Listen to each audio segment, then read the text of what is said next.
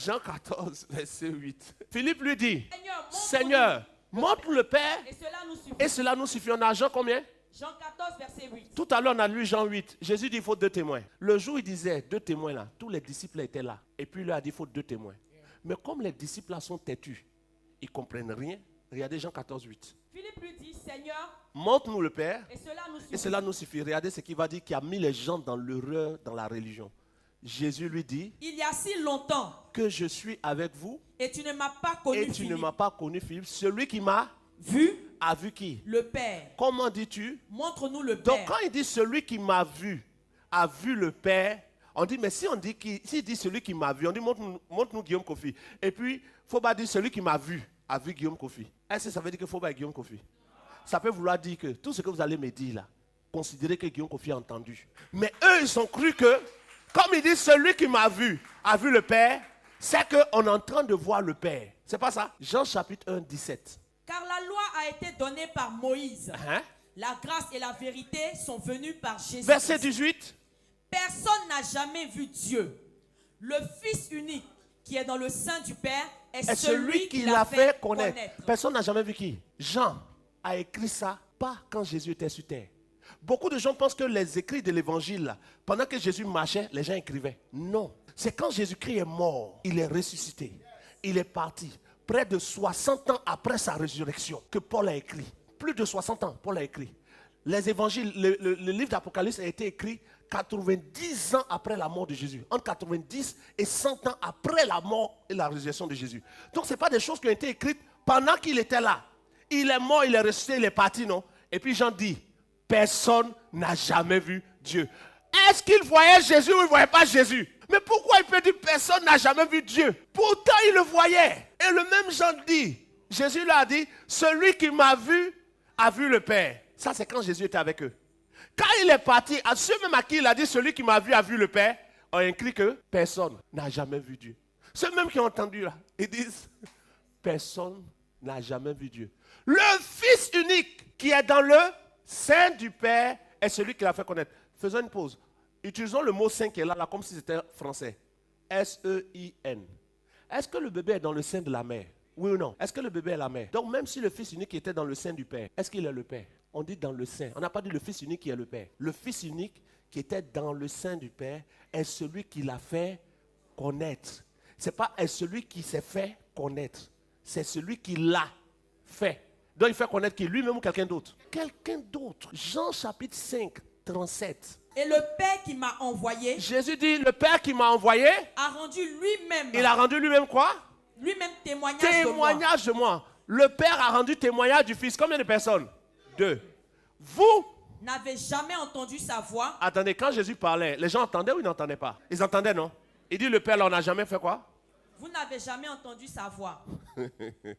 Vous n'avez point vu Lui, il est en train de face. parler, non? Et puis il dit, vous n'avez pas entendu sa voix. Mais voix qu'on entend là, donc c'est voix de qui? C'est la voix du Fils, pas la voix du Père. Et vous n'avez jamais vu sa face. Quand il parlait Jésus, on voyait son visage ou on ne voyait pas? Mais il dit, on n'a jamais vu la face de qui? Du Père. Le même Jésus qui, dans Jean 5, 37, a dit, vous n'avez jamais vu sa face, jamais entendu sa voix. Dans Jean 14, même Jean là, il dit, celui qui m'a vu a vu le Père. Comment vous ne réfléchissez pas pour comprendre qu'il est en train de dire, je représente le Père? Jean 14, verset 9. Jésus lui dit, au verset 9, Jésus lui dit, il y a si longtemps que je suis avec vous, et tu ne m'as pas connu, Philippe. Et tu ne m'as pas connu, Philippe. Celui qui m'a vu a vu le Père. Comment dis-tu? Montre-nous le Père. Colossiens 1,15. Quand tu te mets devant un miroir, l'image que tu vois, c'est toi, non? Oui ou non? Et quand tu es un enfant, c'est pas ton image. Vous-même, vos petits, quand vous ne voyez pas. Maintenant, Jésus qui est l'image là, est-ce qu'il est le seul qui est l'image? Dieu créa l'homme à sa ressemblance. Donc, tous les hommes,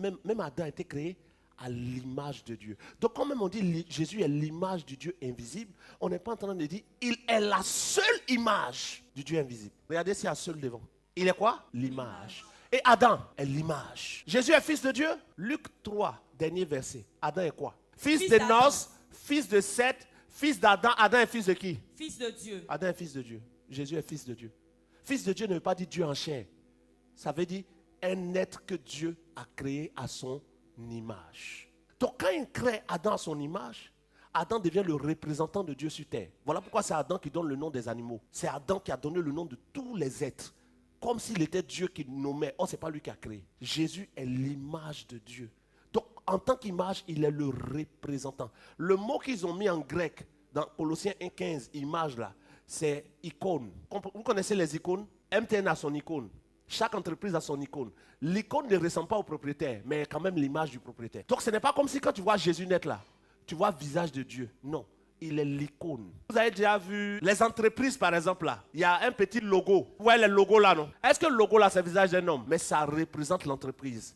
Jésus est l'icône, c'est-à-dire l'image, le représentant. Donc quand dans Jean 14, il dit celui qui m'a vu a vu le Père, il est en train de dire je suis celui qui représente. Depuis que je suis là, je vous ai dit que je suis venu de la part de mon Père.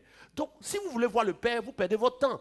Il faut passer par moi. Voilà pourquoi il dit nul ne vient au Père que par moi. Jean 14. On était au verset combien? 9. Regarde maintenant Jean 14, 1. Que votre cœur ne se trouble point. Croyez en qui? Croyez en Dieu et croyez en moi. Dans cette phrase, Dieu c'est qui? Celui qui parle ou c'est qui? Quelqu'un d'autre. Croyez en Dieu. Qui parle ici? Pourquoi il ne dit pas croyez en moi qui suis Dieu? Je suis fou. Mais il faut montrer que tu es moins fou que moi en démontrant que ce qu'il dit est faux.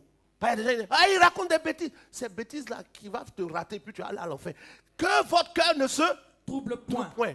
Jésus dit, croyez en Dieu. Le et, c'est un connecteur de quoi? Addition.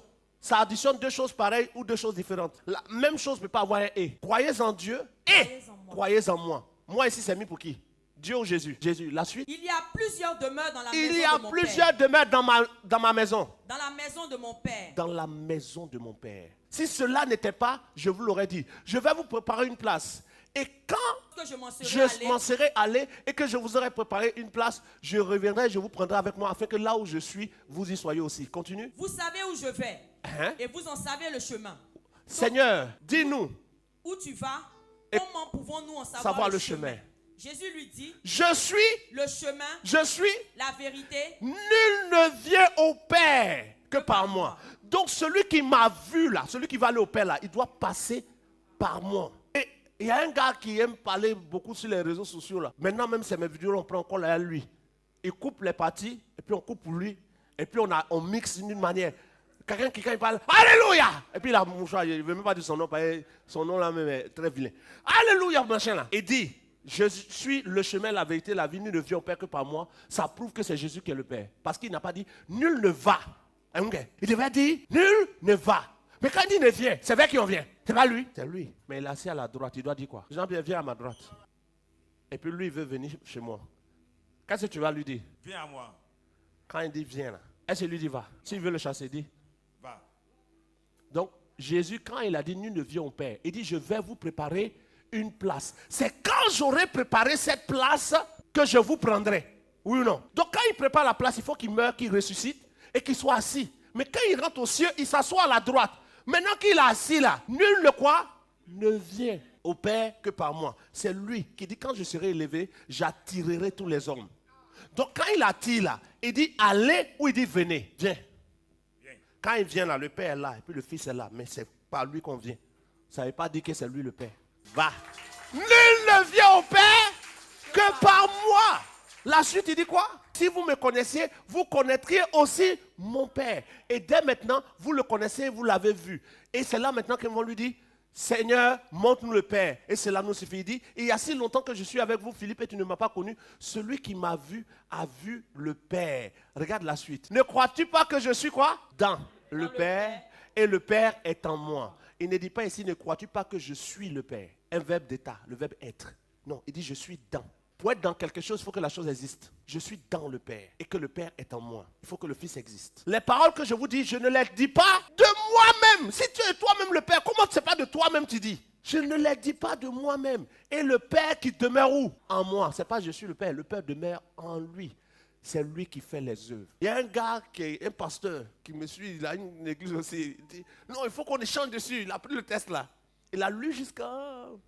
Quand il regardait, ce qu'il vient d'expliquer là, c'est long. Donc il voulait faire ça court. Il dit Jean 12, 45. Il dit non, il faut qu'on parle de là. J'ai dit attends, on lit Jean 12, 45 et puis si tu veux on continue. Jean 12, 45. J'ai fait le chemin long pour vous expliquer. On ne sait jamais, ça peut vous servir demain. Mais voici le chemin court. Jean 12, 45. Celui qui me voit, voit celui qui m'a envoyé.